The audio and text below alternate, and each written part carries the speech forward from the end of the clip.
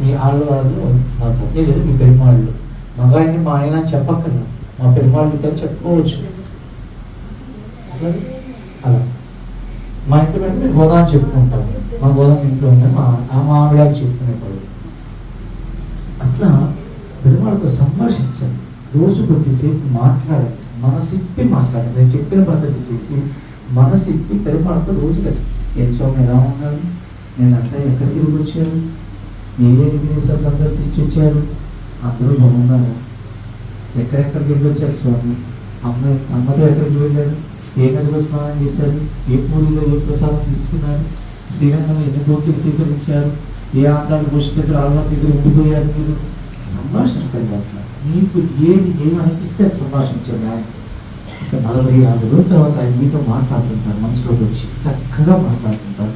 అప్పుడు మీ మొహం చూడండి మొక్కల దీపంలాగా వెలిగిపోతుంది. చక్కటి సౌందర్యం మీ కళ్ళలో కనిపిస్తుంది. అది నలుపు తెలుపు లావు సంగతి సంబంధం లేదు, మంచి కళ ఉట్టిపోతుంది మొహం.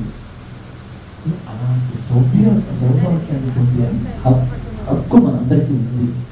ఎందుకంటే మన ఆళ్వారు ఇచ్చినటువంటి ప్రబంధం ద్వారా మనకి అలాంటి హక్కులకి సంకల్పించిన మన ఆస్తి ఏంటి? నారాయణమే మన ఆస్తి. మన ఆస్తి ఏమీ అవసరం లేదు. నారాయణలో శ్లోకాలు వేసుకుని అన్నీ వచ్చేస్తాయి. తిరువాతిలో మీకు చాలా ఉన్నాయి. ఆస్తి మీకు బాధ అనిపిస్తే ఏం చేయాలి, విజయం వస్తే ఏం కావాలి, భూతాలు తెలియాలంటే ఏం కావాలి, జనాలు వచ్చినాయంటే ఏం కావాలి, అన్నీ ఉన్నాయి దాంట్లో. ఏం అవసరం లేదు, మందులని దాంట్లో. మా ఇద్దరికి కరోనా వచ్చేసింది, పర్వాలేదు, ఏమైతుంది, ఆయన తీసుకెళ్తాను కూడా అడ్డు అప్పుడే ఉన్నాయి. హరే నాపి బ్రహ్మరాపి సురేరపి లలాట లిఖిత రేఖ పరిమాష్టు నసక్యతే అని అంటారు. ఎవరో చెప్పిన మాట, శ్రీమన్నారాయణ చెప్పిన మాట. హరే నాపి బ్రహ్మరాపి సురేరపి, నీ తల మీద ఏం రాసి పెట్టానో నేనైనా శివుడైనా బ్రహ్మైనా ఇంద్రుడైనా మార్చలేను.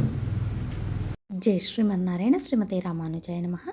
మేము మార్కాపురం నుండి 80 మంది మీ శ్రీరంగానికి దివ్య ప్రబంధ పారాయణానికి వేంచేయటం జరిగింది. అక్కడ శ్రీ రంగరామానుజ సుప్రభాత గోష్ఠి వారు చాలా మాకు అనుకూలంగా వసతి తదియారాధనను అనుగ్రహించారు. జై శ్రీమన్నారాయణ.